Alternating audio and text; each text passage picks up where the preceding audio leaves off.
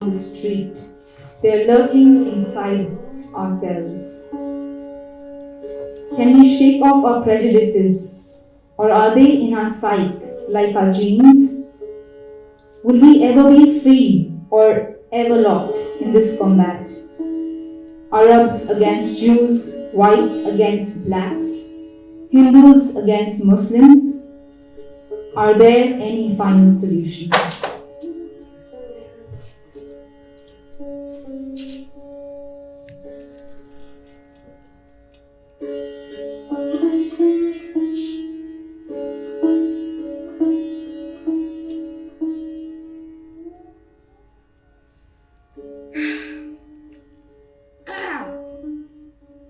Dear Diary, today is the first day I have dared to put my thoughts on your pages. Wait a minute. How will people know what today is 100 years from now? 31st March 1948. 31st March 1948. Dear Diary, today is the first day I have dared to put my thoughts on your pages. Well, the real reason is that I'm using a fountain pen and I have to write something with it. But I don't think the world has to know that. I shall start by telling you why I suddenly created you and why I should tell you all my secrets.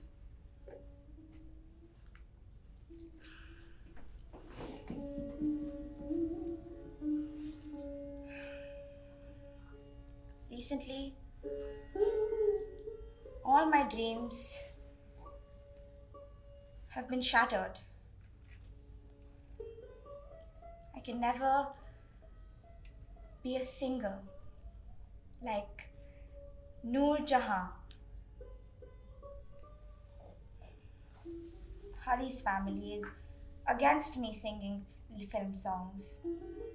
The other day they heard me humming a love song to Hari, and today they told him to tell me, oh, I must write more clearly. Open bracket. I got married to Hari 10 months ago. Close bracket.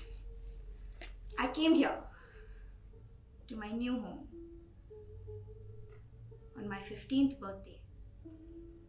But maybe it isn't fair to tell you about my problems. After all, I'm just a young girl who matters to nobody outside of her home. Maybe I should tell you about more important things. Like last year, a most terrible thing happened to our country. We gained independence. You should have seen it. Everyone was awake, waiting for midnight, like children waiting for the last bell of the last day, of the last class, of the last day of school, and then them running and shouting and fighting. My father fought for that hour, and he was happy when it came. He said he was happy they were rid of the Britishers. He also said something I didn't quite understand then. He said that they had let loose the dogs.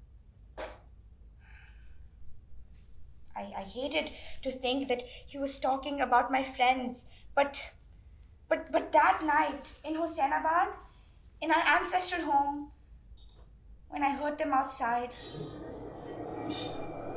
I knew they were thinking the same of us, and I knew I was thinking the same of them.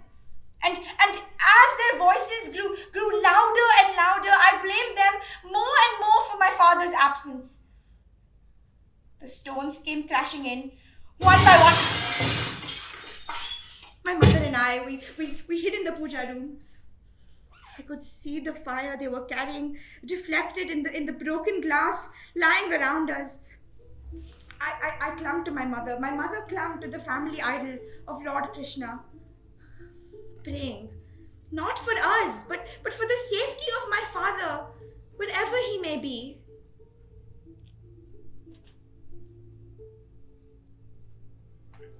I looked at the idol, and suddenly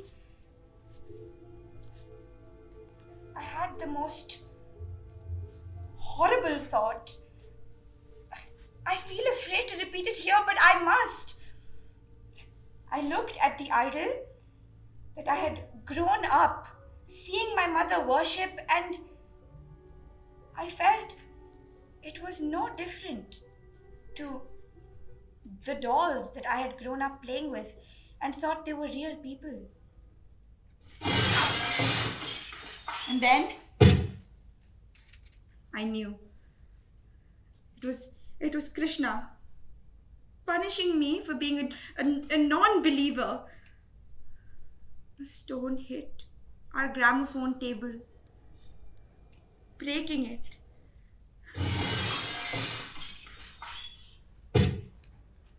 My entire collection of records broken,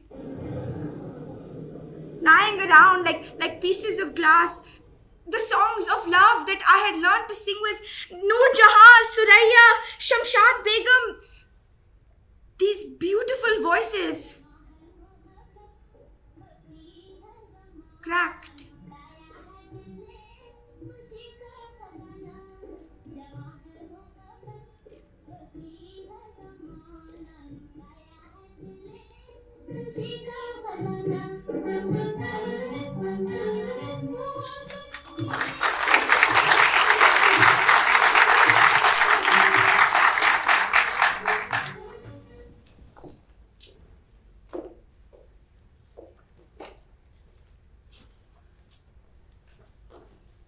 After 40 years, I opened my diary again, and I wrote a dozen pages before, a dozen pages now. A young girl's childish scribble, an old woman's shaky crawl. Yes, things have not changed that much.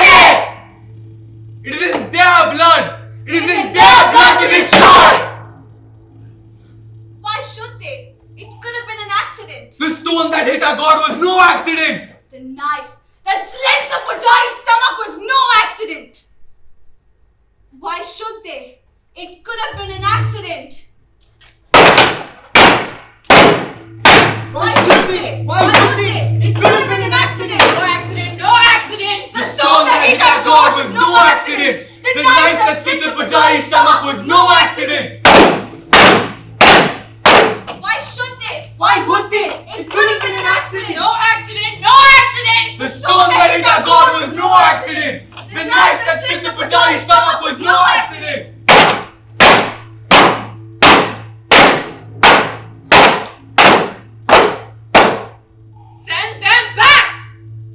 Send them back? Drive them out! Drive them out? Kill them! Send them back! Send them back! Drive them out! Kill them! Kill them! Kill them! Kill them! Kill them! Kill them! Kill them! Kill them! Kill them! Kill them! Kill them! Kill them! Kill them! Kill them!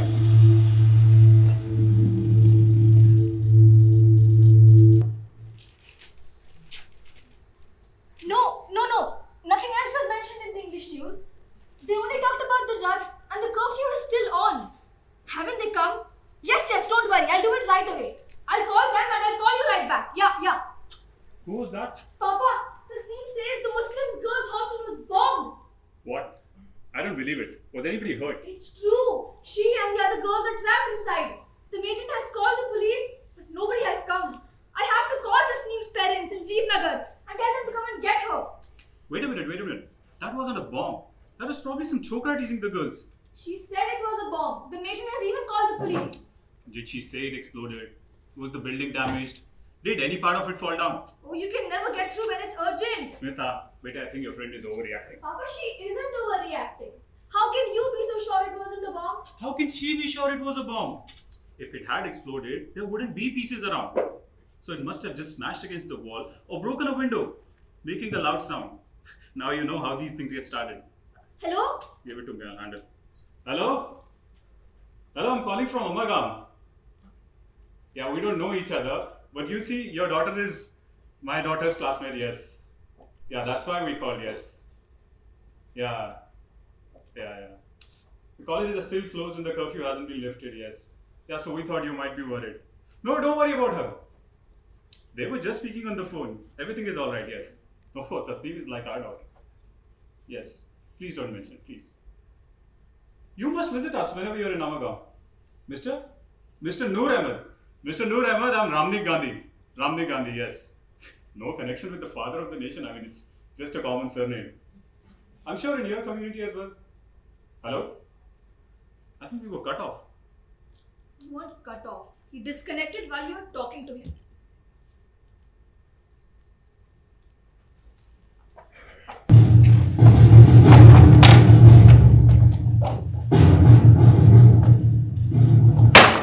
Why?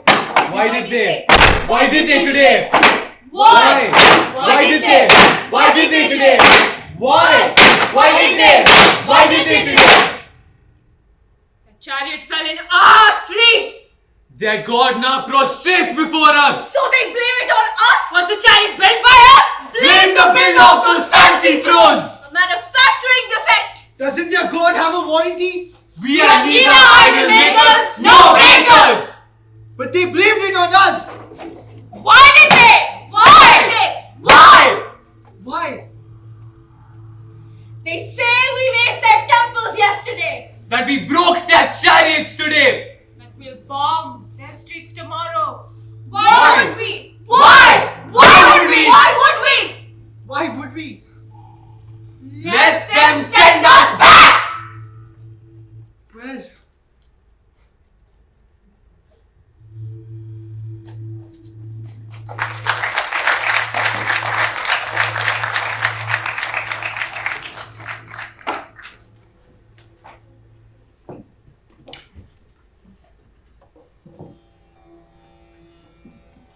This time, wasn't the people with the sticks and stones. It was those two boys. Those two boys who frightened me. Those two boys who are begging for their lives. Tomorrow, they will hate us for it. They will hate us for protecting them. Asking for help makes them feel lower than us, I know. All those memories came back when I saw that pride in their eyes. That wretched pride, I know that wretched pride. It had destroyed my family once and I was afraid it would destroy my family again. They don't want equality. They want to be superior.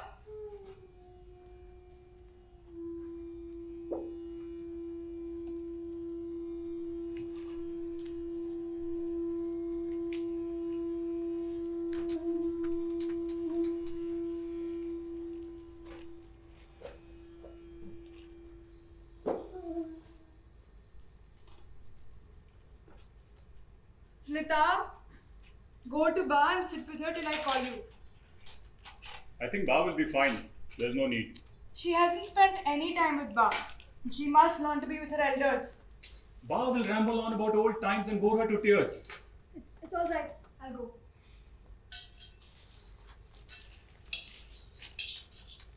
I don't like her listening to Ba. Why? Not now. Not when all this is happening. Ba will tell her what happened to her. And there's nothing wrong with that. Ba doesn't tell her everything. Good. If she did, it would be 10 times longer than the Ramayana. Ba does not know. Or she pretends she does not know everything. Ba will tell her about her times. What is wrong with that? And I don't want her telling my daughter that those people are all demons. oh! What now? A lizard! It fell on the milk vessel. Then you put the lid on it. Yeah, it hasn't fallen inside, but still it's bad enough. Don't you dare throw it away. I just can't drink it now, knowing that ugly creature was so near it. You drink it. I will get some tomorrow for Smita and myself from Shantaben's house. I don't like the way you impose things on Smita. How won't she learn otherwise? She will end up like you.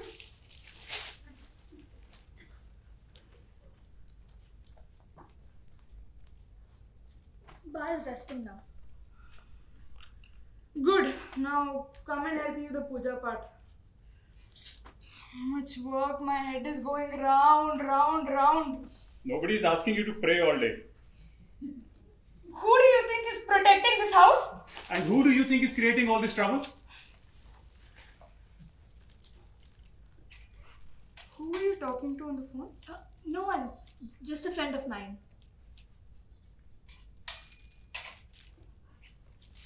Remember, always be pure in your mind and your deeds.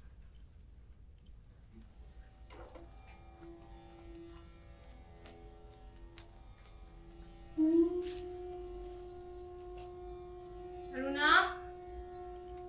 Now what is it? I've kept your water near the bed. Have you locked both the doors? Ba, why don't you go to sleep? Can't sleep. Has the curfew been lifted? No, not yet. Be careful. Our Krishna will protect us. Be careful! I said. The dogs have been let loose.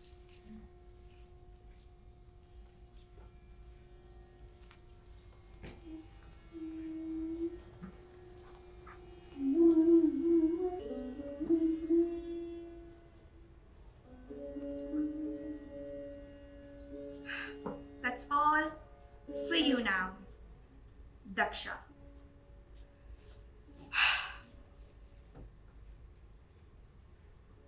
I can't use my new name, Hardika, to match with Hari. That's only for them. Anyway, dear diary, I have finally found some friends. There are 5 sisters from 5 to 16 living in our mohalla. Kanta, our maid servant, told me all about them. My favorite sister is Zareen, the oldest, the best. I have never met anyone as pretty as her. What a complexion!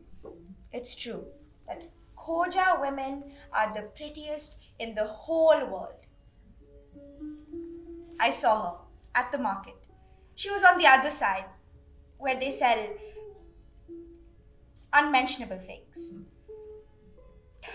On our way back, we passed her gully. I told the Tonga driver to go through that gully. I knew it was her house. Outside, there was an old man sitting on a charpai, smoking a hookah. Must be her father or grandfather. I only realized I was staring when he lowered his eyes out of respect for me. And then I heard.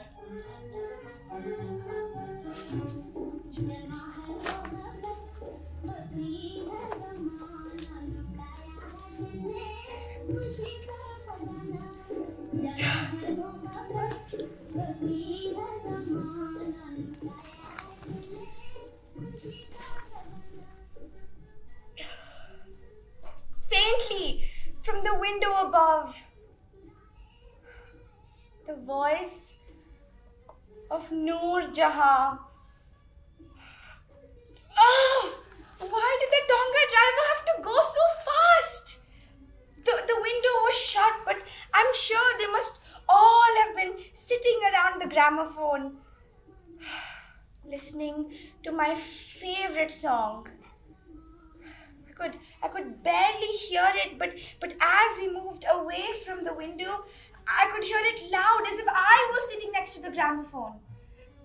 The words I had forgotten came back to me and I sang out loud. I only stopped when we came to our door. When I saw my father-in-law. Why did they stay? This is not. They stayed to spy on us. Their hearts belong there, but they live on our land. They are a few. They can't do much harm. Time will tell who they are, whether they mean harm.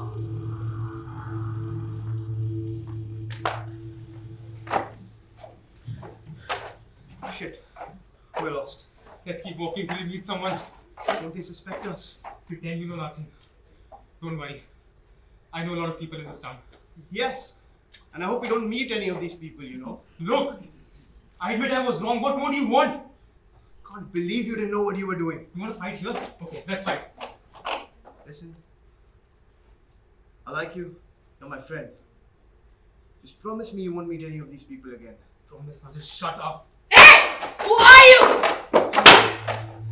We are lost, sir. Perhaps you can help us. What are you doing here? We have to get to the bus terminus to catch a bus. To catch a bus? To Jeevnagar. It's so dark. All the streetlights are broken. Smashed! Yes. There are no buses leaving tonight. They told us the curfew will be lifted today. What's your hurry to leave town? I just told you, but we don't live in this town. Then why did you come here? Why do you want to know? Let me handle this, please. Answer the question! We came to meet someone who... We won't tell you. Search them!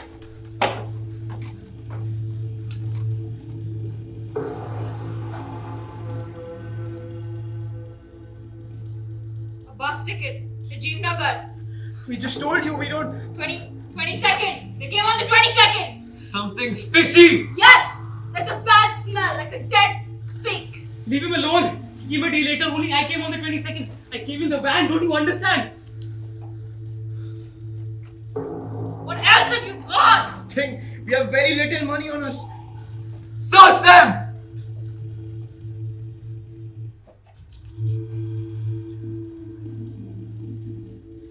Aha! Look what he has. So you came in the van? You're no use to us of now. Oh no. Pray to a God you do not know. You You pray know to nothing. You do not know his form, and you seek to destroy our gods. Drive them out. Kill them. Kill them. Kill them. Kill them. Kill them. Kill them.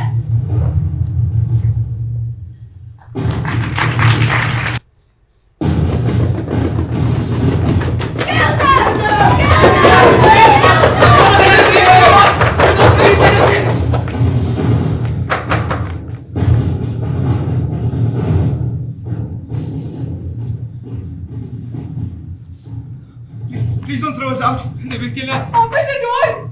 Please. Why did he do it? Oh God, why did I have to suffer? Didn't he have any feelings for me? I just wanted them to be my friends. How could he let those people into my house? I hate this war. They killed his grandfather. They hunt us down. They're afraid of us. They beat us up. We are few, but we are strong. They're afraid of us. They beat us up. They want to hunt us down. They want to throw us out.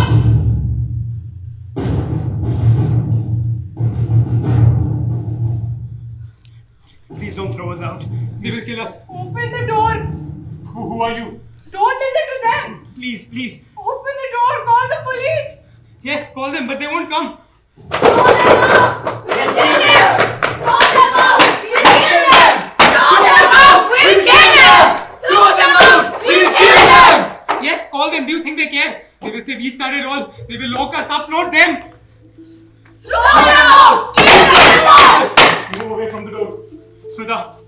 to your room and lock your door. Open the door!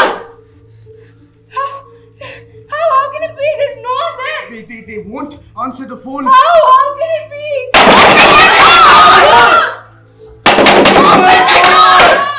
What do they want from They you? want to kill us, don't you understand? They must have done something wrong. Believe me, we haven't done anything. Open the door! Please don't, we beg of you.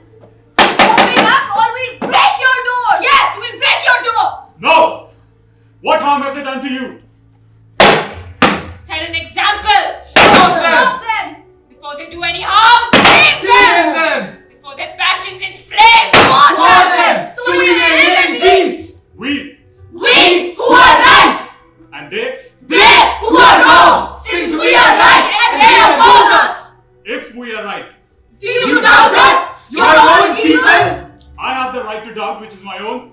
No, I will not open the door. Go You away. shall break in then! I stand in front of the door. If you break the door, you will kill me. What? You protect them? You're all a traitor! Traitor! Go away. Leave us alone. Traitor! Traitor! There's nothing you can take from here without killing me first. Traitor! You're not one of us! We'll kill you too! Open the door. What are you saying? You are a family of traitors! Open the door and let them not take them. No, please. Give them to us and we won't do harm to you! Please do what they tell you. No. You have to protect us. Give them to us and we won't harm you! They beat us up. We are badly hurt. They'll kill us too. No, they won't harm you, I know, believe me. Come on out! If you don't open the door, then what are you trying to prove? We shall work in! Traitors! I have to protect them. I need to protect them. Traitor! How long can they hide? We shall wait! There There are more of us! They will not dare to break in. Let them shout.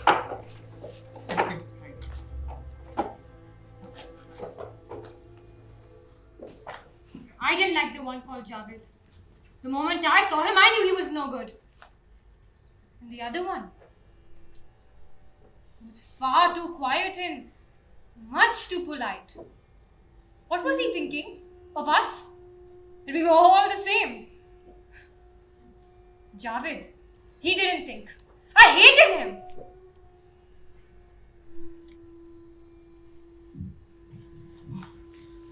They're maniacs, they'll kill all of us. Sit down. Are you hurt? It's okay. Are you sure? Let me see. They beat him black and blue. It's fine. I will be alright. Those bastards. I'm sorry. Why are you apologizing to me? Of course they're bastards. They beat you up, didn't they? What I meant was they are your own. He thinks we are all the same. No. That's not what he meant. You don't have to say sorry for me, okay? I'm sorry.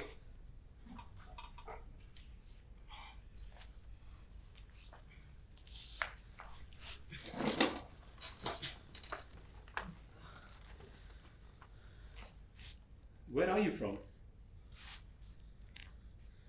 Jeevan. You're in college. Yes, I have just finished college and he. I dropped out. College dropouts. Not me. You see, I have just finished and he. And I'm not a college dropout. I dropped out of school. Wow. What brought you to Amargaon? we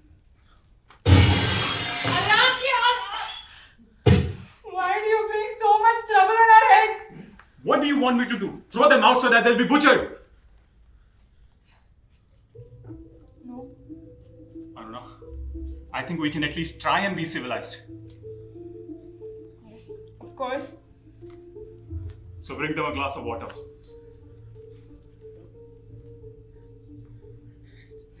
it's okay. We're not thirsty. Don't get so defensive. I'm not being defensive. All I said was we aren't thirsty. How dare you suddenly join forces in my house?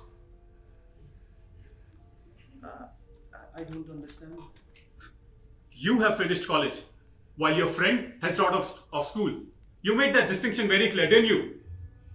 Only because we were being clubbed together.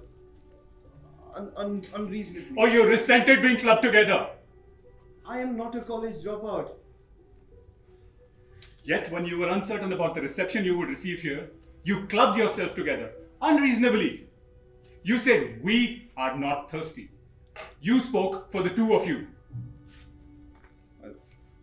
I didn't want to create an awkward situation where we wouldn't be served water and you would insist and...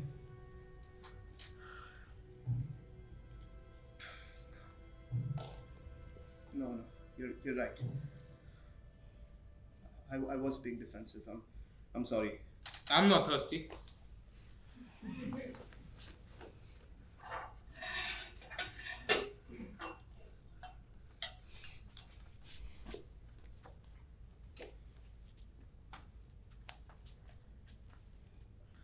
Thank you. Thank you. Would you like some more? Not for me. Thank you.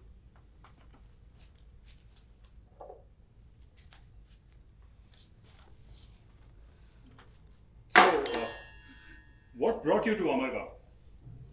We came to meet a friend. When you knew there's a curfew here? We came before the curfew. Much before. Ah. So you've been in town for quite some time. Over a week? Yes, we arrived on the 10th, around the 10th.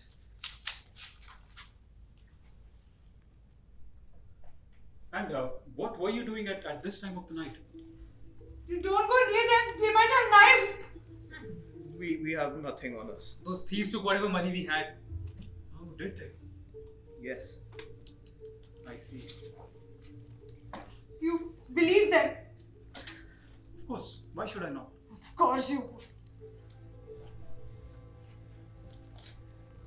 Have you eaten anything? Are you hungry? I asked you a question. Are you hungry? Please, don't do this.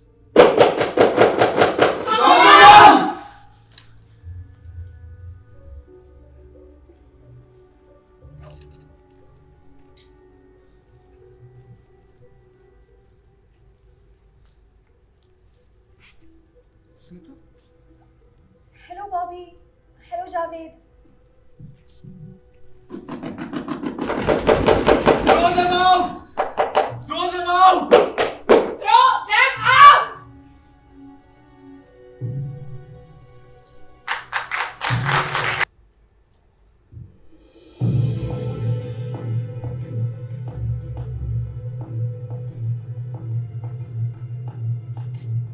Ladies and gentlemen, that was the end of Act 1.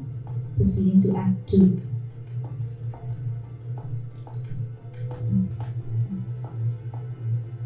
Has no decision been taken? Our chariot lies broken in their streets, but we are not allowed to enter their streets? Of what use is this curfew when there is unrest in our minds? Have we let them insult us? To close our eyes while they stab us? Can we let this carry on? Are decisions being taken in our favor? Are decisions being taken?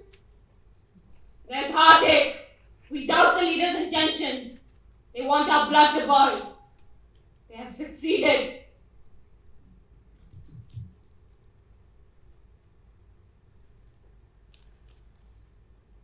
You know them? I know who they are. Why didn't you tell us? I was too confused. Where did you meet them? In college. Well, yes. What does that mean? Her studies from now on, she can stay at home. Where did you meet them? I just told you. But they are not from here. What were you doing in your neighborhood? Let me explain. No. Oh, for God's sake, tell us how you know these boys. Why am I being asked all these questions? I recognize two boys and this is what you do? This is Javed, Tasneem's brother. And this is Bobby, Tasneem's fiancé. So was it Javed's father I spoke to on the phone? It must have been. You spoke to my father? When? Why didn't he tell me that his son was in town? To pick up Tasneem? I don't know. Smita, there's something you're not telling me. Look, all I know is what I have seen. Bobby comes to college quite often to meet Tasneem. They used to go out quite often. There's no harm in that. They're going to get married anyways. There's no harm in that. And Javed, I have only seen him once. When I dropped Tasneem off to a hostel, he was standing there waiting for her. She told me later on who he was. That's all. My father didn't tell you about me because he didn't know where I was. I don't live with my parents. Ask them what they were doing here in our neighborhood. We got lost. I don't believe them. You don't stay with your parents, and yet you come here to see your sister. I can still love my sister. We do love our own brothers and sisters, you know. That's not what I meant. We do love our own blood. And like you treat your own like shit with son I'm sorry, that's he can be a little crude sometimes. That's not what he meant. Who gave you the right to criticize us? We who have given you protection! From whom? Yes, madam, thank you for your protection. Right, now if you will just... So, can we please stay a little while longer till... Yes, of course. It is dangerous for you to leave our house now. You can spend the rest of the night here if you wish, and I will drop you to the bus stop tomorrow morning.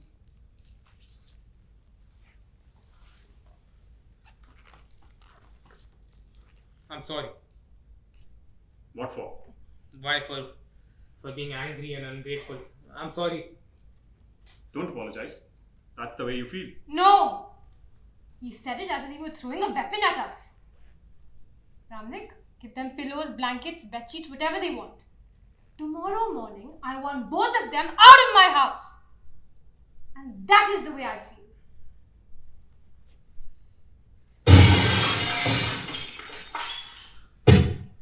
Those are your own people. No, they're not. Traitors!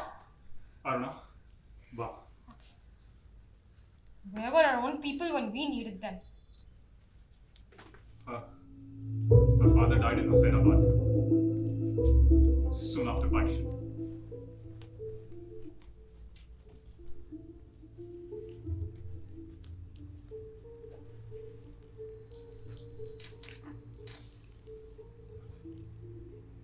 That night, I couldn't sleep. I listened. I was angry. How was Ramnik so blinded by his ideas? How could he offer that boy a job? A job in our shop? How did he know that they were innocent? Couldn't he see that there was more violence in that boy's eyes than those stone throwers' threats?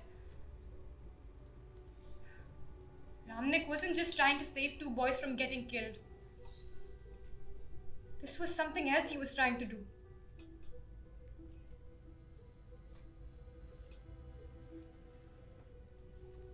You must not mind Ba.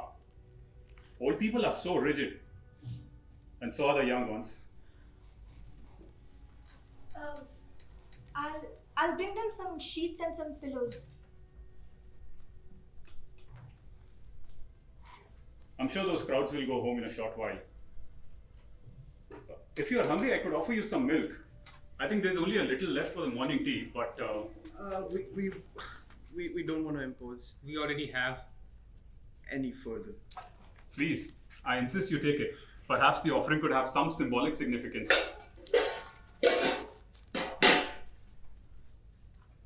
You know, I've always maintained that if you want peace, that is, if you treat peace as a commodity and you're looking for it, you will always find it hidden in the armpits of the majority.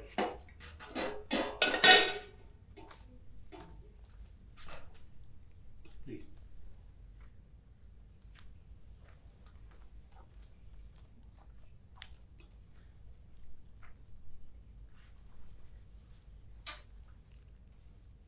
Bobby.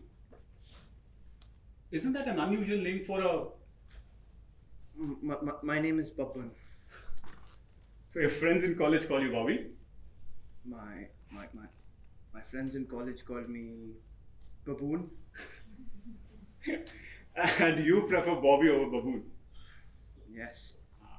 Now that I'm out of college, I might change it back to Baban. It must feel good What? being the majority. Yes, I've never thought about it. About feeling good because you're the majority. No, about being the majority. But, sir, it's in your every move. You must know. You can offer milk to us. You can have an angry mob outside your house. You can play the civilized host. Because you know, you have peace hidden inside your armpit. I understand and I feel sorry. So, you were here when it all started. What? You know, the trouble. Oh yeah. Yes, we were here. Of course. Just 2 gullies away from us. We've never had this kind of trouble. It's a huge mohalla, you see, and it ends with our gully. My mother tells me there used to be just one Muslim family there before, and now? I mean, they've never bothered us until now. Are they bothering you now? No, not me personally, but it's not right. What they did is not right. Yes, I see it all now. Huh? Could you please tell me what exactly happened? It's on the front page of every newspaper. I haven't read all the details. The Rath Yatra started as it does every year, a few hours before midnight, from Vishnu Mandir. It passed Nehru Place, Shanti Gardens, but the minute it reached Karim Bagh, the trouble started. Nobody knew how. Some say someone threw stones at the idol. Some say it was a sabotage. It's very unfortunate that the axle of the chariot broke right there in the middle of their mohalla. The idols were broken. And they haven't been removed yet. There was violence. Another chariot was to be brought to pick up the broken idols, but curfew was imposed and was refused entry. For some reason, those idols have been lying there for 4 days. Why did they do it? So clear to me now. David, I'm sure everything will be alright. The items will be removed, coffee will be removed, and we can all go home. There were rumors that a pujari was killed as well, but nothing was mentioned in the news.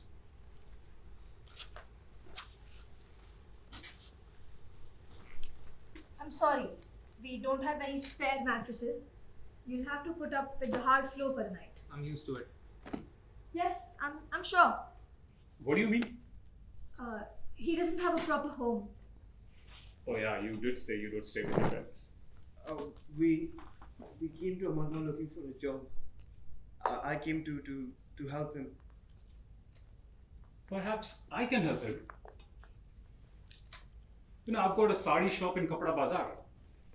Not a very big shop, but it used to be. I could probably use your help. You know that shop, in fact. You can stand outside and you can handle those Bora and Memu Muslim. What do you say? It'll be my pleasure. It'll be my pleasure if you say, come on, please. You will love your job. No. No. You can't. What do you mean? You came to Amargaon for a job, did you? Yes, that's exactly what I said. Did you? What are you trying to say? Did you or did you not? Yes. Liar. Smita. Liar! Don't! I know why she told me. You know nothing. Let her speak. What fools have you made of us? You are the victims and we are the offenders. What do you know of me? Only what my sister has told you. Is there more? Yes. Please, don't. There's more to it than what you know. Isn't that why he was thrown out of his house? No! He didn't leave them. His father threw him out. The Sneem told me. Say it, I don't care. They hire him. They who? Those parties. They bring him and many more to the city. That's how he makes a living. He creates riots. He throws You betrayed her after all. You promised her you wouldn't tell. She only told you because you promised. She was so sure you wouldn't. Traitor.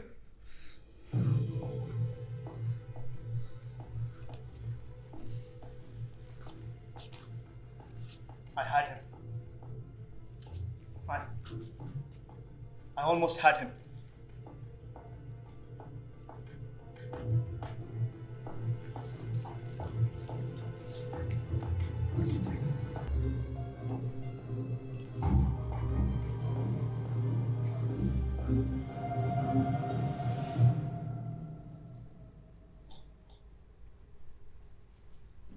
Ladies and gentlemen, we begin with Act 3.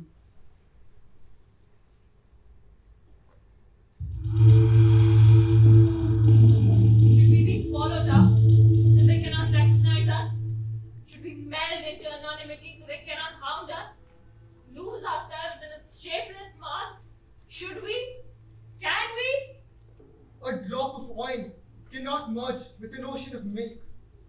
One reality cannot accept another reality.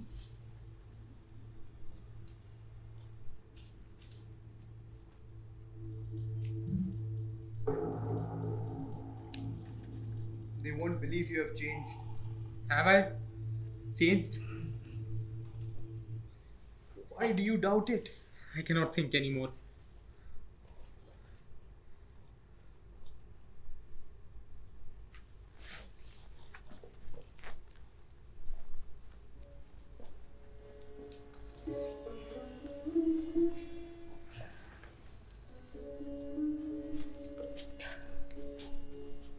The world may change, but Gajju and Wag remain the way they are.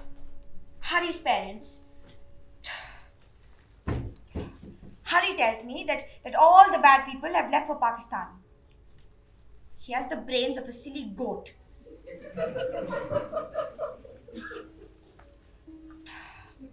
He wants to leave college and join his father in the cloth mill. This seems to please his parents, and that seems to please him all the more. I must talk to him and tell him that he must stay in college and enjoy his days. Not that the world will miss another great scholar, but at least I can know more about what's happening with young people nowadays. There must be someone who's worried about the country's future. They can't all be lazy and brainless like Hari.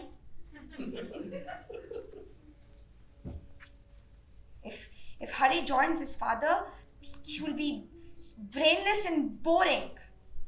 The only time he will speak intelligently will be when the community people come to collect donations to build temples and celebrate festivals. They will sit on the steps while he asks them various questions about the sadhus and sants whom he is sponsoring on tours. Then he will feel like he is somebody, a complete human being. His whole day of money making will have meaning for him. Don't blame him for wanting to leave college. Anyway, now the important news. Kanta tells me that Zareen's family is in trouble. Her father's dry fruits and mithai shop caught fire a few months ago. Nobody knows how the fire started. They lost thousands of rupees. Now the family is in financial trouble. This is what Kanta had told me. My father-in-law has offered to help him by letting him come to his mill, but for some reason he has refused to work for my father-in-law. Some sort of pride, I suppose. Anyway, I hope he does come. They will suit me fine. I can walk into their home and the whole family will treat me like a Sethani. I can demand that she be my friend. I can listen to all her gramophone records as much as I want to. But I know Hari's father. You'll never help him. I can only hope.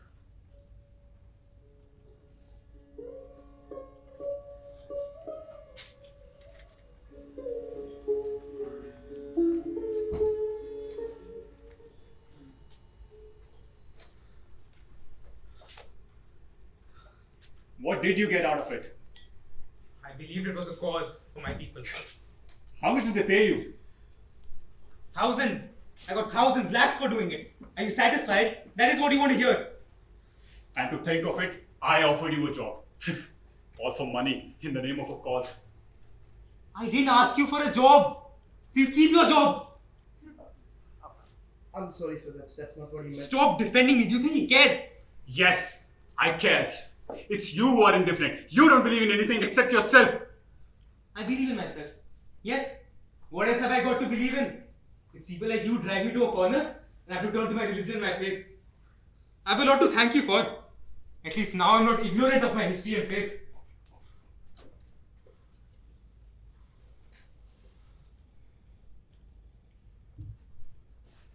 I care. I really do. If you want, you can come to my shop tomorrow and the job is yours. I want you to have that job, but you have to promise you will change your ways. If I say I've changed, will you believe me? And what makes you think I want your job? Why do you distrust us? Do you trust us? I don't go about throwing stones. But you do something more violent. You provoke. You make me throw stones. Every time I look at your face, my bile rises. Now you are provoking me. How dare you blame your violence on other people? It's in your mind.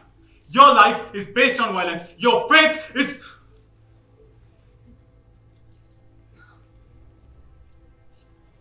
Now you say you don't provoke me. I'm sorry. Oh, don't be. That is the way you feel. Why must I defend myself to you? You are a criminal, and it does not matter how much you try and attack me. You cannot justify yourself being a right trouser. Do you understand, you scum? If I had known what you had done, you would have let the mob kill me? And you would have minded if he died as well? You don't hate me for who I am or what I do. You hate me because I showed you that you're not as liberal as you think you are. There's no danger outside now. Come back. They will return. let him go. You stay. You can leave tomorrow.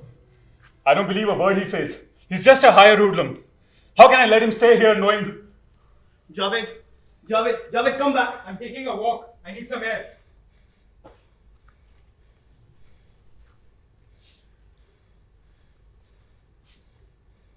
He didn't do it for the money.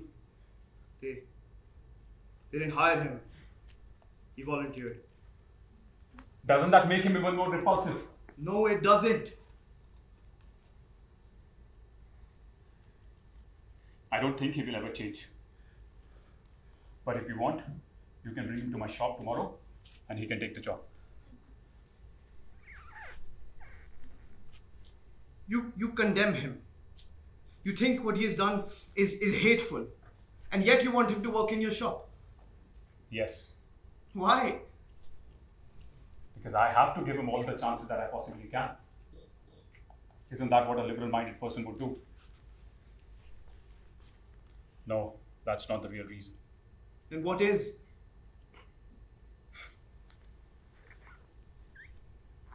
How long have you known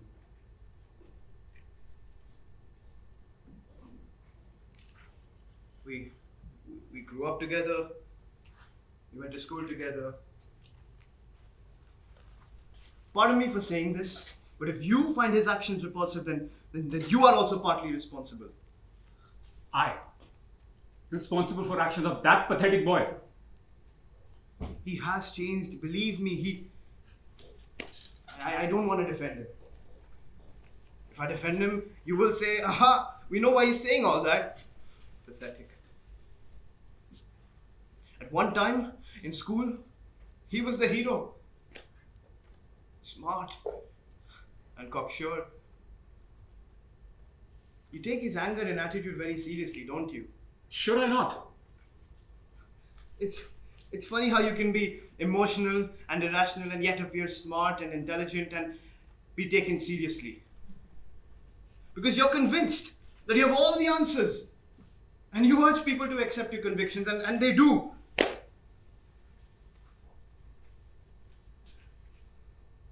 I always appeared stupid, in front of Javed. He loved playing the hero with the neighborhood boys, and he was.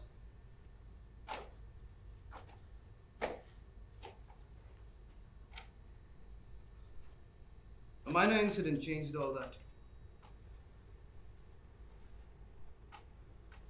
There may have been others that he didn't talk about. I don't really remember how it started. Oh, yes, there was a cricket match. Well, not much of a match. We were just playing cricket on the street with the neighborhood boys, and the postman was delivering the mail, and he was in a hurry, and he dropped one of the letters. He asked Javed to pick the letter up and give it over to the owner. Javed picked it up and opened the gate. Immediately a voice boomed. "What do you want?" I can still remember Javed holding the letter, mumbling something, his usual firmness vanishing in a second. "Leave it on the wall," the voice ordered. Javed backed away, really frightened.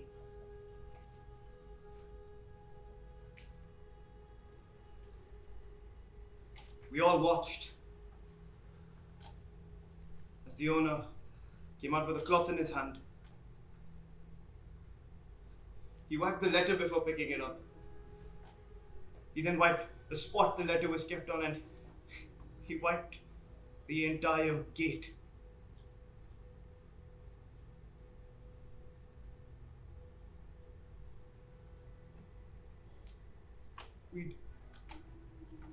We heard a prayer bell ringing continuously.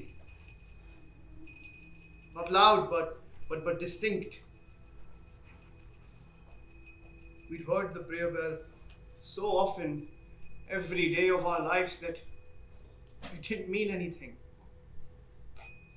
It's a part of the sounds of the winds and the birds and the tongas. It didn't mean anything, but at that moment, we all heard only the bell.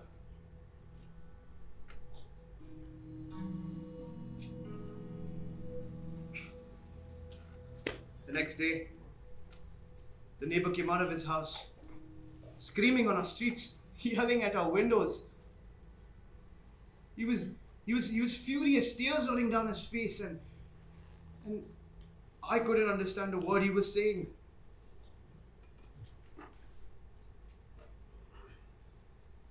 But I found out later, someone had dropped pieces of meat and bones into the neighbor's backyard.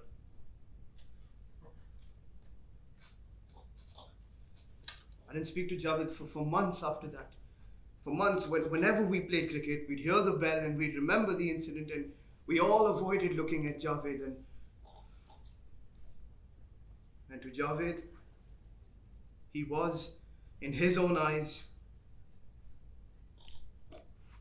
no longer the neighborhood hero. How did you feel then, when you heard the bells? Angry. As angry as Javed? Yes. Yet you didn't throw meat into neighbor's backyard? That's because I was ashamed of being who I was. He wasn't. Ashamed? Yes, like being apologetic for being who I was. For thinking that I could become superior by not belonging. Nobody called me baboon in college. I chose to be called Bobby. You were still a sheep. Yes. And we are to blame. In a way, Yes, partly. You make me feel like a criminal in my own house. Home or not. If you're guilty,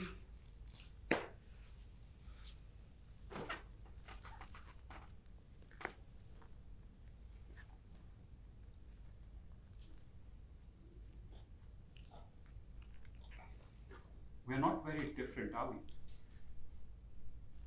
I'm sorry.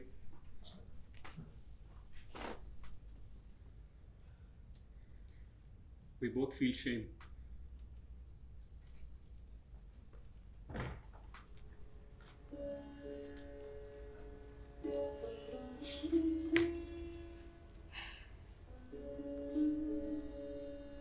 Their house. I finally went to their house. I got a good excuse. Kanta told me that Zareen's mother was doing some embroidery to meet household expenses, I suppose. Zareen's father now spends all his time at home smoking a hookah and collecting all his community people. He's actually telling people that his shop was burnt down on purpose. Nobody believes him, of course. He has no proof. Apparently, before Hari's father had refused for the job, Zareen's father had asked Hari's father for a job. But then, why did he refuse to work for my father-in-law? Some kind of pride, I suppose. Anyway, I can't really feel sorry for them if he's going to blame his misfortune on others. Cholo. I told Kanta to wait in the tonga while I went inside. I didn't want her repeating everything I said and did to Gajju, Hari's mother. Zareen's mother met me at the door. We went inside. Their house wasn't very different from ours. She took me into a room inside, and there was Zareen, sitting there, doing her embroidery. Everything was fine. I gave Zareen's mother the sari I wanted her to embroider. Any design she pleased, I told her. Zareen and I talked and laughed for hours until I mentioned the gramophone. I told her, my in-laws don't allow me to play the gramophone. She laughed at me and she took me upstairs. She asked me what I would like to listen to. Noor Jahan, of course. She seemed pleased with my choice. And she wound up the machine.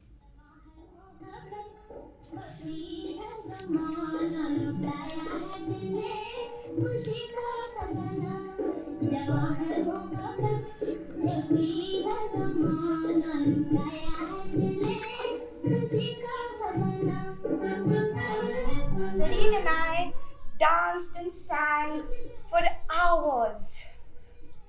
Every now and then our eyes would meet and we would smile at each other as if we stopped singing, Noor Jahan would stop singing for us. I danced a little and spun across the room and leaned against the window looking out into the bright sunlight like the heroines do in the talkies, waiting for a koel to cuckoo along with me for the rest of the song. Instead, I saw Kanta looking up at me with disapproval.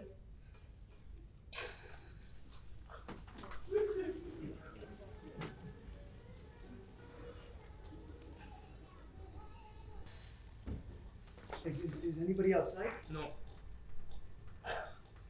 Good, then maybe we should leave. Yes. Where will you go? We'll spend a few hours at the bus stand. I'm sure there'll be buses leaving in the morning. And?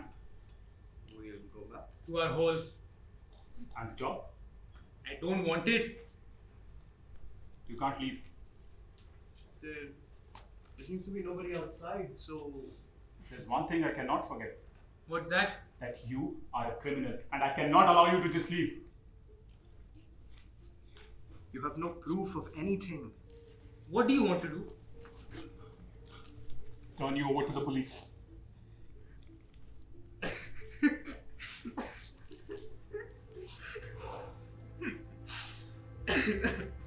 Turn me over to the police. I didn't know the idea of going to jail would sound so funny to you. Pardon us, but that was very naive. You mean they won't arrest you? Arrest me? When they've been looking the other way all along. How do you think we got into the street? In their vans.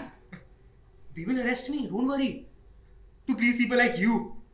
And a few innocent Muslims to please everyone. Then perhaps I should throw you to the mob. Perhaps you should. They seem to have disappeared. Maybe they haven't been paid overtime. And they attacked us. They aren't very systematic, you know.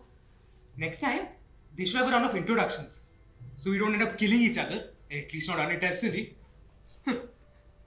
You want to throw me to the mob? I'm a part of it. You've been protecting me from people like me. I'm no different from them. No different, you hear? I do what they're doing, only on a different street. I was there on that street when the Rath Yatra came, and I did precisely that. I shouted. I had permission to do exactly what I'd been asked not to do all my life. To raise my voice in protest. To scream and shout like a child on a giant tree in a carnival. The first screams are of pleasure, of sensing unusual freedom. And then it becomes nightmarish. As your world is way below you and you're moving away from it. And suddenly you come crashing down. Down, you want to get off, but you can't. You don't want it anymore.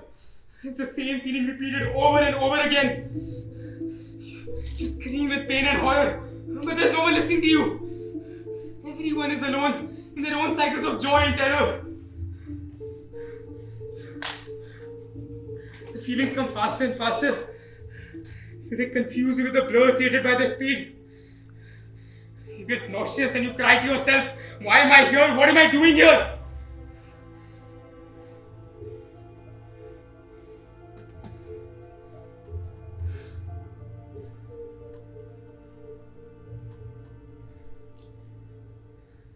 The joy gets over, and you get off, and you're never sure again. It's a terrible feeling. Being disillusioned.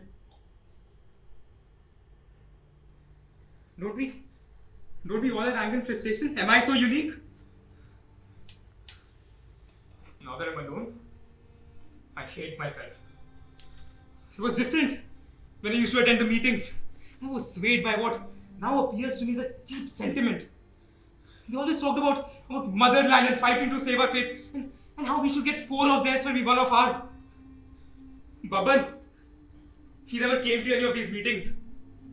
He was busy trying to forget his faith. That is why I never listened to you. When you told me that they were using me, I never believed you because you disliked anyone who talked about religion. Even that night,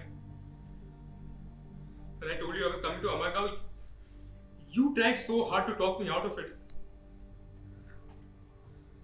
They were just hired hoodlums. How did you know? I just felt it. Anyone could tell. Yes, anyone. Except someone as blind as me. On the bus, there are at least a dozen of us. Of them. It's so simple, isn't it? Anyone sitting at home, sipping tea, reading the newspaper, will say that it is obvious that a minority would never start a riot. We are too afraid. That it had to be politically motivated. Try telling that to 1,000 devotees, swayed by their own religious fervor, united by their fantasies of persecution, constantly reassuring themselves that this is their land, we're taking out processions. Anyone could tell. Not when he has his own delusions as well. Delusions of valor and heroism, of finding a cause to give purpose to his existence.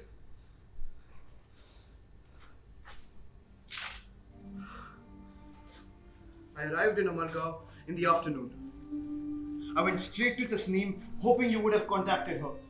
I had to stop you. We arrived in Karimbagh minutes before the Rath arrived. I saw you get off the van. I knew they would bring you there. took our position in the crowd. We heard the chanting and the drum beats first. Faintly at first. Like the droning of bees around a hive. The humming grew louder until I could actually hear what they were saying. Something broke. Something snapped in me. I called out to you, but you were in a trance. I could see them. Here's my chance. Now's my chance. I pushed the crowds to get to you. There were too many people. I saw the procession. I saw the people, not the chariot. I didn't see the gods that were built so big. They needed hundreds of people to pull them on our street. I saw the people struggling with their gods, prodding them to wipe us out of existence, pushing their gods forward, urging them to go kill, stop them. There were too many. I couldn't reach you. Stop them! Send them back! The crowds are with us! I Send them back! Drag them out of our mahalla! I hit him hard. How dare they? I was near him. I screamed at him. Stop it! He was insane. I shouted at them. I abused them. Nobody could stop him. More people joined in throwing stones. I hit them hard with stones. He was possessed. And then I felt something else in my hand. Oh no. He couldn't. I had power. I held him back. I put my arms around his waist. I was dragged by his force and I moved forward, holding the knife close to me, not letting go. I moved to the chariot, pushing people away.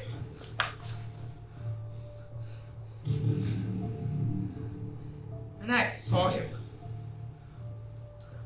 I saw the pujari ringing the bell. There was chaos all around. I saw the pujari frightened in his face as he turned away.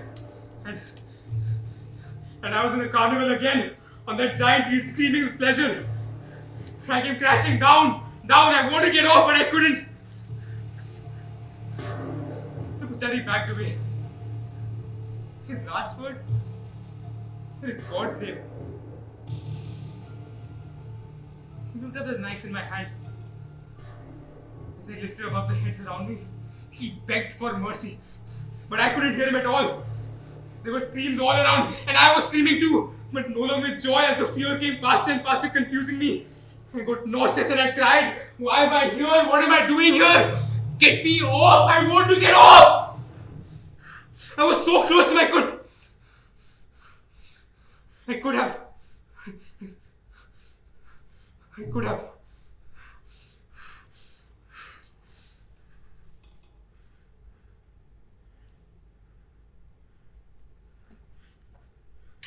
I let go of the knife.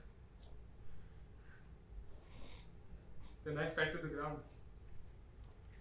The joyride was over.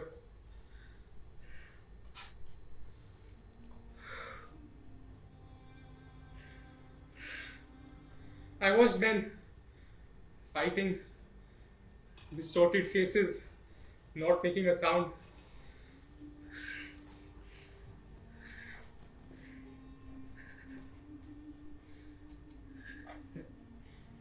And I watched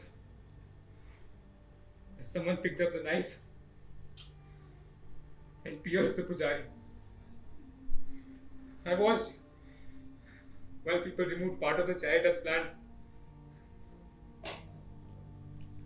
The pujari fell to the ground. The carnival continued.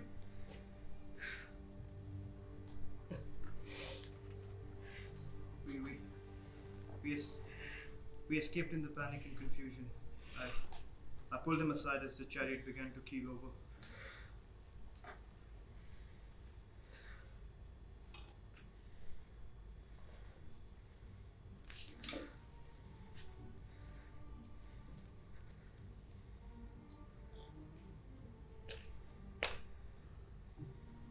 You're brave. Not everyone can get off that. For some of us, it's not even possible to escape.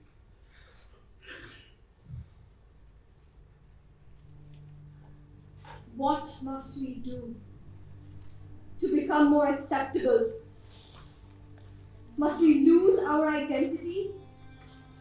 Is that what they want? Must we tolerate more?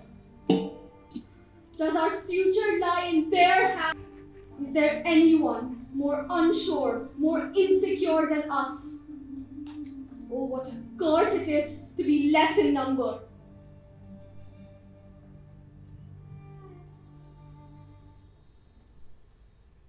I'm sorry, Javed. I shouldn't have said something I promised to keep a secret. It doesn't matter now. But still. Is it safe to go outside? Yes. Yes, it is. Good, we can at least fill up some drinking water from the outside tap and... We can help you. What? To fill up drinking water, Bobby and me can... I'm sorry. Let me lie down. Come, let's go.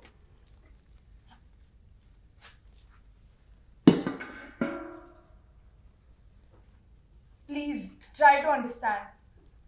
We have nothing against you. It's just that we have our ways and our customs and we're all equal. There is no doubt. We respect your religion and we wish you well. Why, we have so many friends who are... Even Smita has so many friends who are not... All religion is one. Only the ways to God are many. I was not being funny. All religion is one. Only the ways to God are many. I used to say that to you. I can also laugh at you. Oh, you don't have to. I'll do that for you. Ha ha. Mummy, I want to fill up water and go back to sleep. We don't allow anyone to fill our drinking water. No outsiders. Mummy, please. We bathe our God with it, Smita. It must not be contaminated. You are making it worse by explaining. But that is the real reason. So, there is no need to feel offended. No. Not at all. How we feel in our house is our business. If they cannot respect it, then we must learn how to tolerate it. Yes, of course, we understand. When I can't tolerate it, how can they?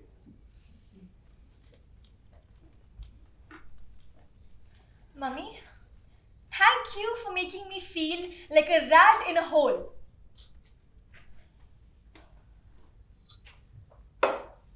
What makes you think that you have all the answers? Don't you have any respect for who you are? I shudder to think what will become of your children. What sanskar will you give them when you don't have any yourself? It's all very well to have progressive ideas, but are you progressing or are you drifting? God knows. I don't want all this violence. How can I when I won't even harm a goat or a chicken? But to throw everything away? Just like that? No, doesn't it mean anything to you? For generations we have preserved our sanskar because we believe it is the truth. It is the way shown to us by our saints and we must know no other path. I will not have it all perish to accommodate someone else's faith. I have enough faith and pride to see that it doesn't happen. I shall uphold what I believe is the truth. It is the truth only because you believe in it. No, I will not accept that. Not from you. Why not? I will not. You have to face it. You have to admit that you are wrong. You cannot tell me that I am wrong. Why not? Because I will not accept that from someone who is not proud of her inheritance. You cannot criticize what you are running away from. You will be prejudiced. How can you expect me to be proud of something which stifles everything else around it? It stifles me. Yes, maybe I am prejudiced because I don't belong. But not belonging makes it so clear. I can see so clearly how wrong you are. You accuse me of running away from my religion. Maybe I'm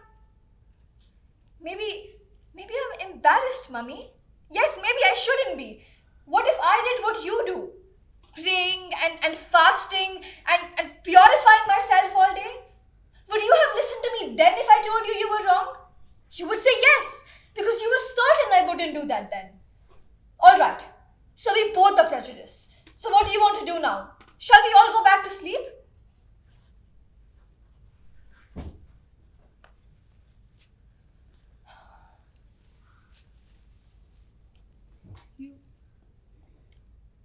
You said it stifles you. What? Does being a Hindu stifle you? No. Living with one does.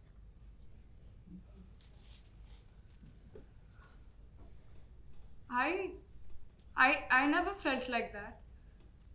I have always taken pride in my religion. I never felt that my mother was stifling me. In fact, I was happy that knowing that I was protected.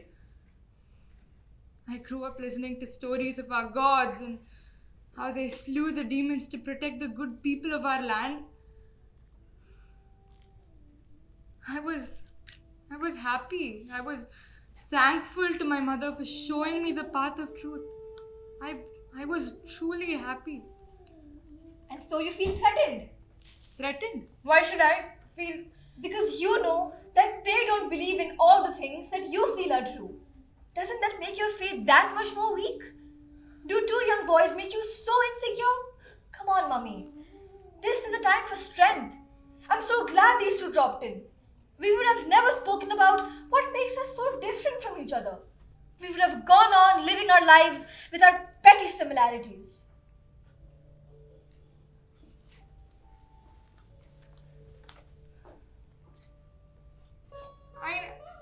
I never knew I stifled you. I didn't mean to hurt you. But I can't help it if you are. I'm not sorry. I said it. I'm glad. So, where do we go from here? You can do whatever you want. But don't expect me to be a caretaker of something I don't want on my back.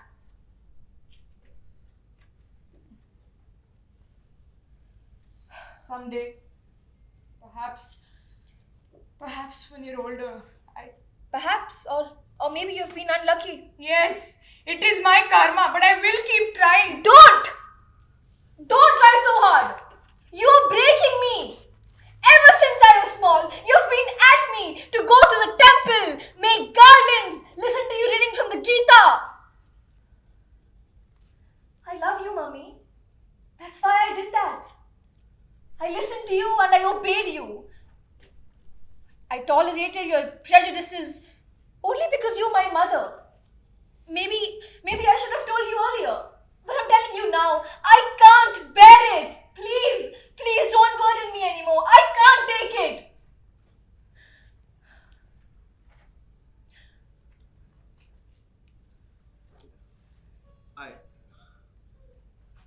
I never could express my feelings as well as you, Smita. Perhaps my religion oppressed me far more. Why didn't you tell me how you felt?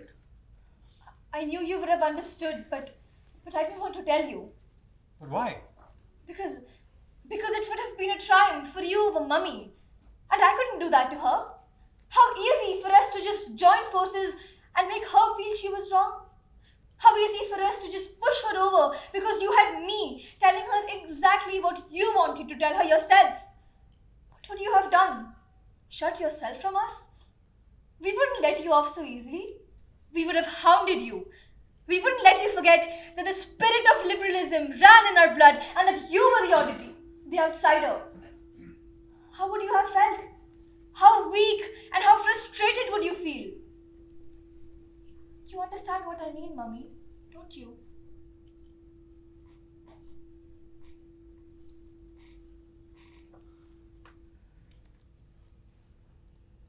Come, it'll soon be morning.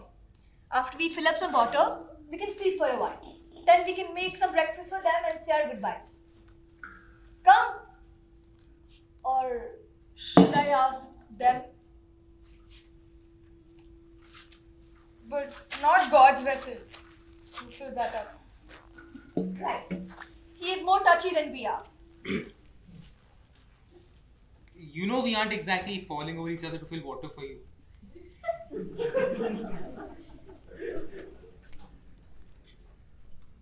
You said the same thing to her. What I told Baban. You told her. You said you wouldn't listen to her criticism because she was not proud of her. What did you call it? Inheritance. I said religion. Same thing, I suppose. We aren't very different. You and me. We both feel pride.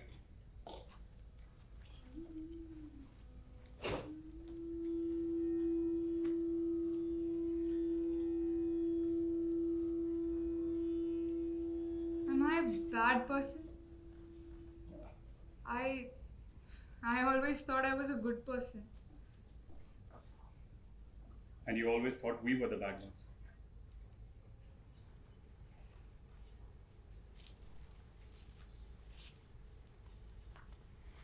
She is so much like me. Rebellious. She really hurt me now. How?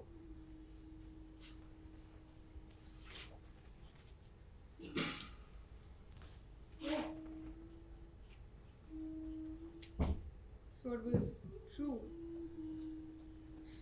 You would have felt triumphant if you knew she was more like you. Yes. I didn't even know I was fighting against you. Neither did I. I always wanted you to see the reason, but that's not fighting.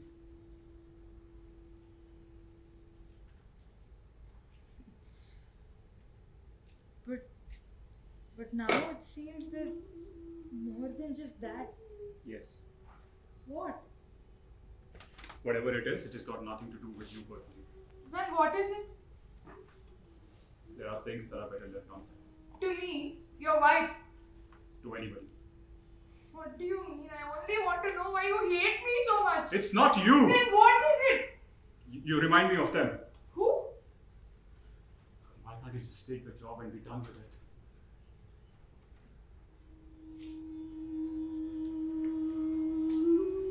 Keeping some secret from me. Last night, when I was cutting their supari, Hari was looking at me very strangely. The reason he was looking at me so strangely was because I had asked them why they can't give Zareen's father a loan or something to start off his business again since he didn't want the job we had offered him. When Hari is nervous, he chews on his collar. I saw him instinctively looking for his collar, but then he quickly checked himself and bit his lip instead. He also said something very strange. He said that they hadn't offered Zareen's father a job. In fact, he hadn't even asked for one. Then why did he come to the mill? I questioned him. And that is when, for the first time, he shouted at me. He shouted so loudly, he sounded just like his father. And he called me names.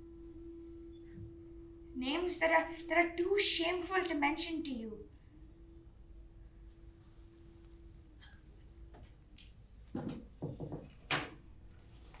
My cheeks went red.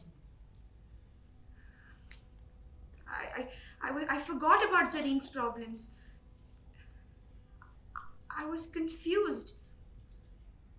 But yet I wanted to please Hari. I couldn't bear his silent anger. I took out the brocade dupatta that Zareen's mother had embroidered for me with golden chumkies. I draped it around me like I imagined the girls in the Mughal courts would. Hari smiled at me. He beckoned me to lie beside him, and I did. My cheeks went red again. Not with anger, but with shame at myself.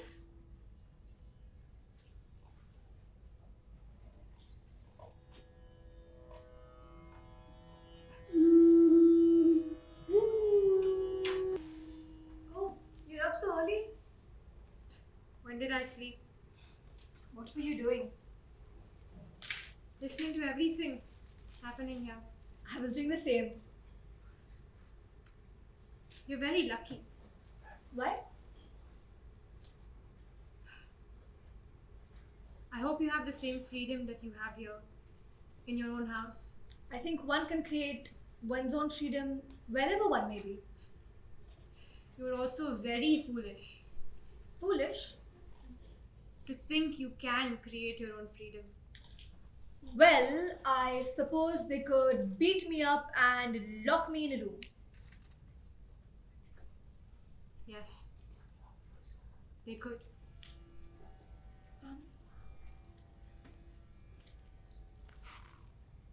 You're right. I can say what I want, go where I feel like going, choose my own friends.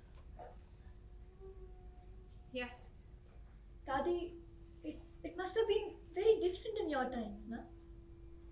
it was. But I said what I felt. I went wherever I wanted to go.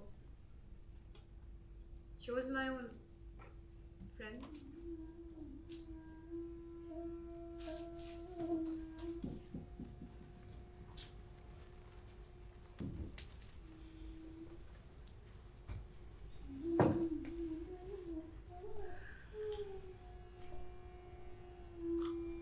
I haven't been speaking to Hari for days after that.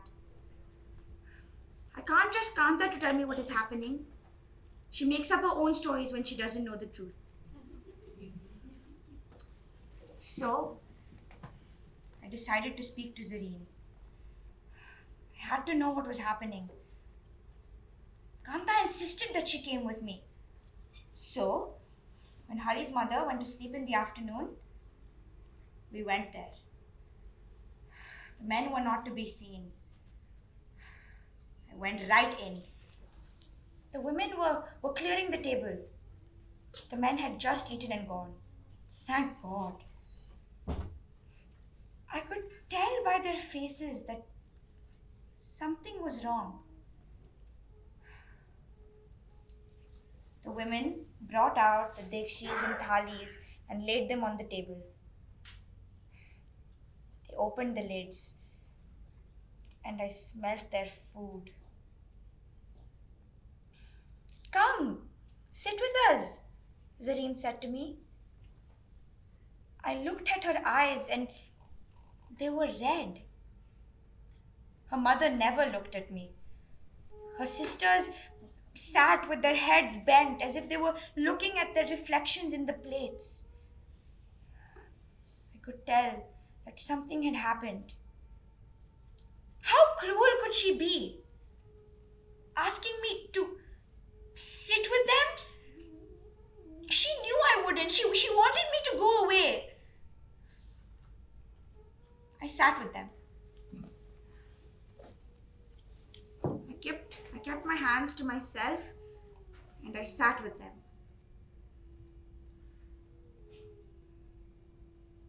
I couldn't bear the silence and I asked them what was wrong.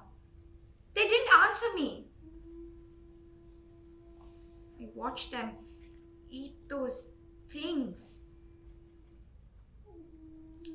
I could feel my head throbbing and my stomach churning. I vomited. I saw Kanta staring at me, horrified.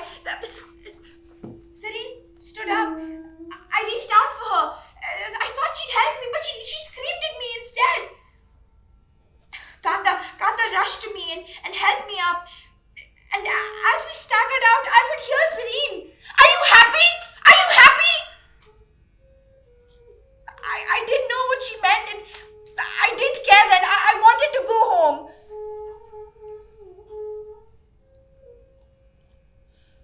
Later I learned that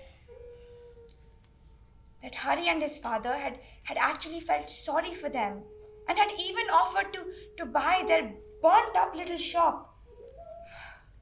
Zareen's father wanted much more than what they offered. And so the resentment. What wretched people. So much fuss over such a small matter. I hate people with false pride. As if it is their birthright to ask for more than they deserve. Such wretched people. Horrible people.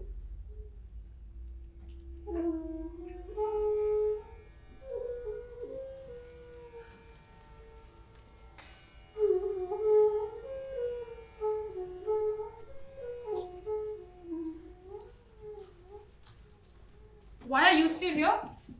We were about to leave. Smita said we should have a breakfast and then. You will have to wait till Aruna finishes her puja. We could leave now. Wait. Have you ever thought of going to Pakistan? No. Why not? I prefer Dubai. There you can live the way you want, without blaming other people for your failures. Yes. You're right. You should have done that years ago. Yes. You're right. Like we did. Many years ago. Me and my family, we left Hossainabad. My father, he died in Hossainabad. Do you want to know how? It doesn't concern us. It doesn't concern you. Or then who does it concern? I don't know, but it does not concern us. On the streets. He was beaten up on the streets. While we were waiting for him to come and take us away from this hell, he was dying on the streets. It still does not concern us. We don't want to hear it. You blame us for something that happened 50 years ago. And today, if something happens to my sister, can I blame you? What happens to your sister does not concern me. It doesn't concern you. Your sister deserves it. She deserves it. Zareen deserves.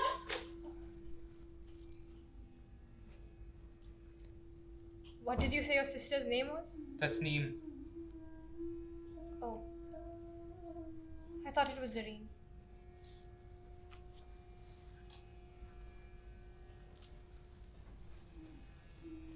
Saying it's not true. I didn't eat their food. Kanta's lying. Ah! Don't hit me. I'm sorry. I won't go there again. I'm sorry. Ah! Don't hit me. I'm sorry. I didn't eat their food. Ah! I promise. I swear I didn't eat their food. Ah! I'm sorry. I didn't eat their food. I swear.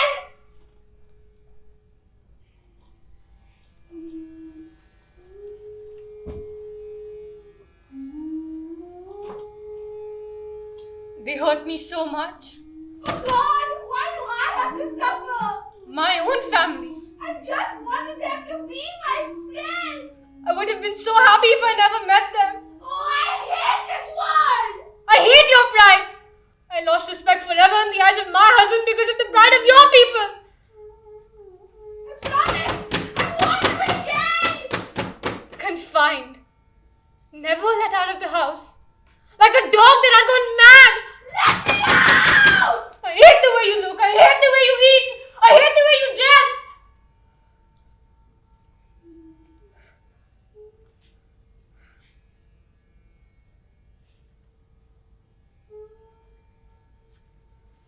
Don't blame them.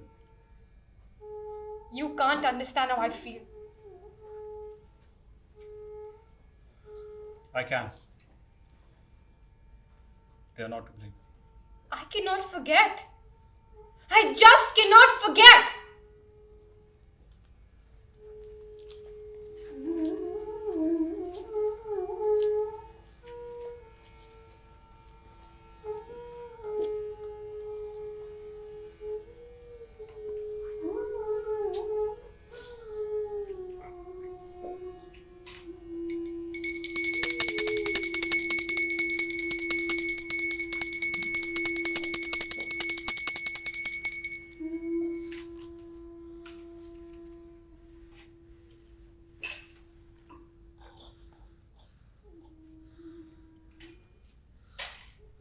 There is one final deed that needs to be done, Javed. God knows my intentions are pure. It has to be done to prove to them Don't come here. that we also believe. Stop, stop, stop. Put that back. Oh God, no. Put that back. Put that back. See? I'm touching God. We are not idol breakers! Your God. My flesh is holding him. And look, Javed, he does not mind. He does not burn me to ashes. He does not cry from the heavens saying he has been contaminated. Don't break our pride!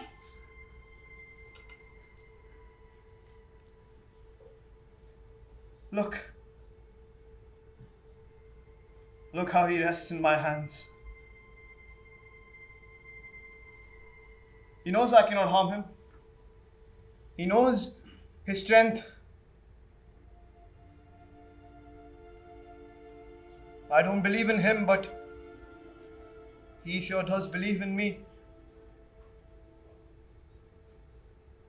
He smiles. He smiles at our trivial pride and our trivial shame. Don't break our pride!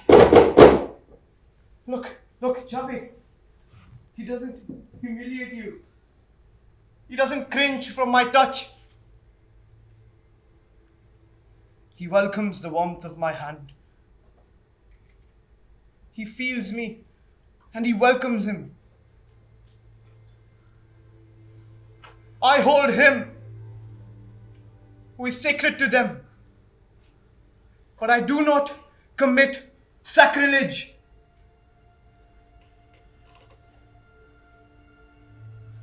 You cannot remove my touch from his form. You can bathe him in holy waters. But you cannot remove my smell from his form because it belongs to a human being who believes and respects and tolerates what other human beings believe. That is the strongest fragrance in the world.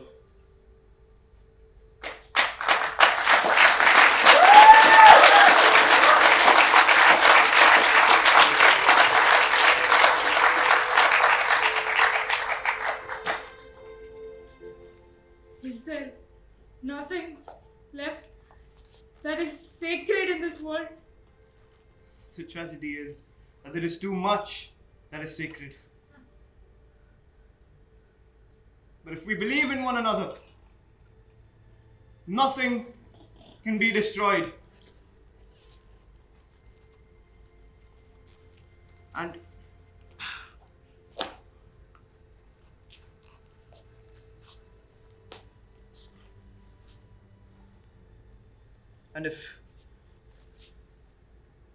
if you're willing to forget,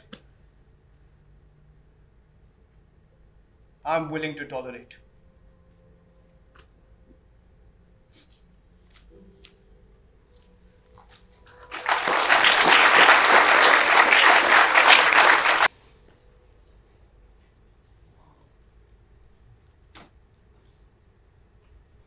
And so, those boys left. Days have passed since that night. And not one of us has spoken. One more memory.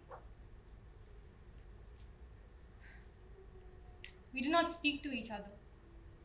We move in silence. And I remain confined.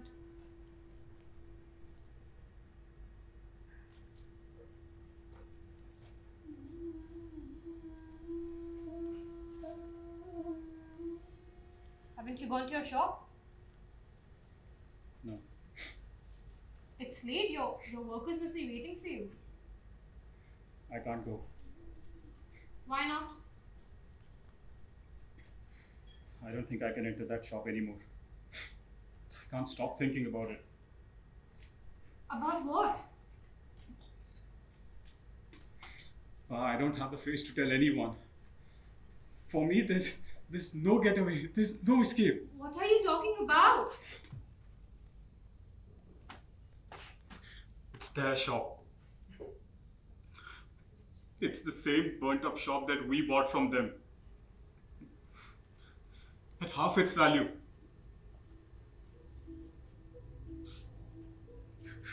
And we burnt it. Your husband, my father, and his father. They had this shop burned up in the name of communal hatred.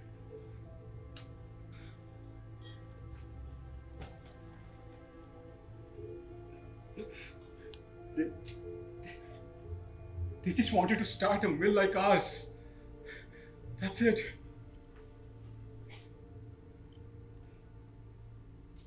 You know, when those boys came in, I thought I hoped that I would be able to tell them that they're not the only ones who have destroyed. But I couldn't. I can't live with this any longer. I don't think I have the face to tell anyone.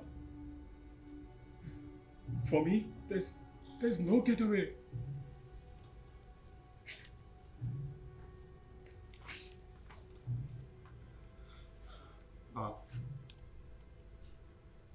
It wasn't that those people hated you.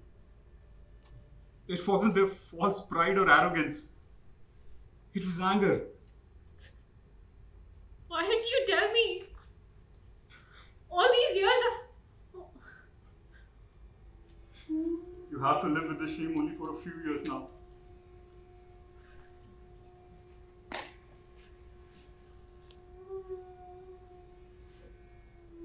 Do you think they'll ever come back? If you call them, they will. But again, if it's late, they may not.